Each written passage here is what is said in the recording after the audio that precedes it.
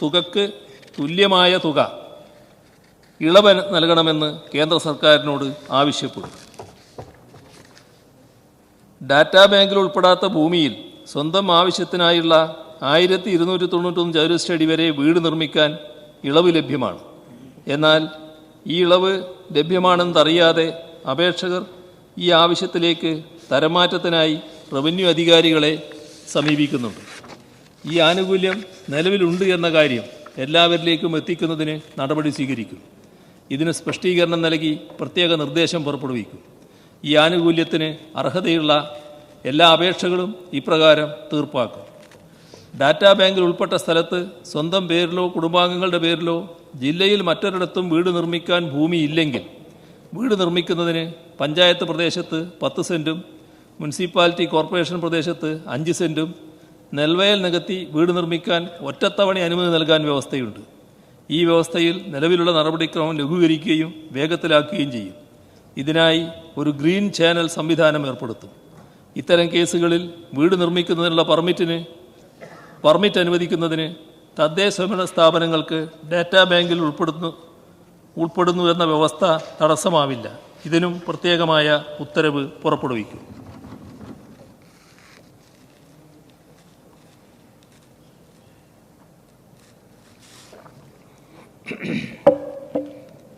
വരുമാനം വർദ്ധിപ്പിക്കുന്നതിനോടൊപ്പം ചെലവുകളിൽ മിതവ്യയം പാലിക്കുകയും സർക്കാർ സേവനങ്ങൾ ജനങ്ങളിൽ സുതാര്യമായും സങ്കീർണമല്ലാതെയും എത്തിക്കുന്നതിനുള്ള പ്രത്യേക ഉത്തരവുകൾ 2024 ജൂലൈ 31 ബന്ധപ്പെട്ട വകുപ്പുകൾ പുറപ്പെടുവിക്കുന്നതാണ്.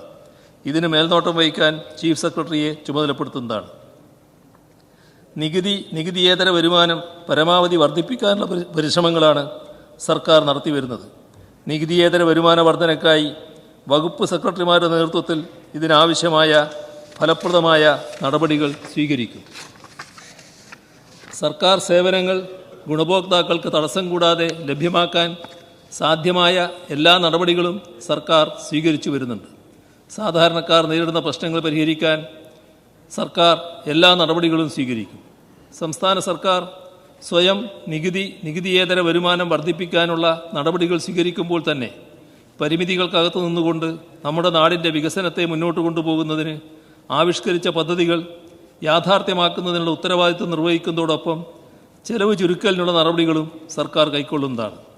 സമൂഹത്തിലെ എല്ലാ വിഭാഗം ജനങ്ങൾക്കും ലഭ്യമാകേണ്ട ആനുകൂല്യങ്ങൾ അവരുടെ അവകാശമാണെന്ന് കരുതുന്ന നിലപാടാണ് സംസ്ഥാന സർക്കാരിനുള്ളത്. കേന്ദ്ര സമീപനം മൂലമുണ്ടായ പണഞ്ഞെരുക്കത്തിനിടയിലും വികസനക്ഷേമ പദ്ധതികളിൽ നിന്നും സർക്കാർ പിന്നോട്ടു പോവുകയില്ല. കേന്ദ്ര സർക്കാരിൻ്റെ സമീപനം സൃഷ്ടിച്ച പണഞ്ഞെരുക്കത്തിൻ്റെ പ്രത്യാഘാതം നടപ്പ് സാമ്പത്തിക വർഷവും അടുത്ത സാമ്പത്തിക വർഷവും ഉണ്ടാകുമെന്ന കാര്യത്തിൽ സംശയമില്ല. ഇതിനെതിരെ സാധ്യമായ നിയമ നടപടികൾ തേടുന്നതോടൊപ്പം തന്നെ സ്വയം പരിശ്രമം നടത്തുന്ന കാര്യത്തിലും സർക്കാർ ശ്രദ്ധ പതിപ്പിക്കുന്നതാണ്.